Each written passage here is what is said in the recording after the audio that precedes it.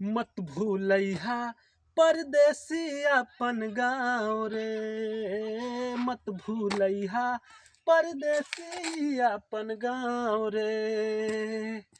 ऊ माटी ना छोड़िहा जहवा हो, ऊ माटी ना छोड़िहा जहवा हरियाइल तोर पाँव रे।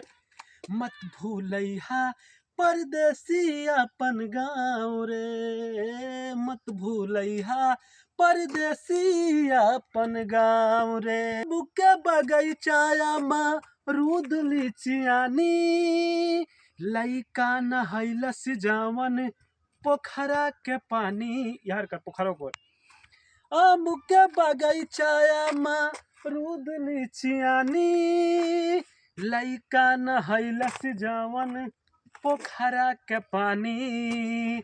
कबहू न भूले पाई उहो समैया, करिहा ख्याल जवन बीतल लड़िकैया।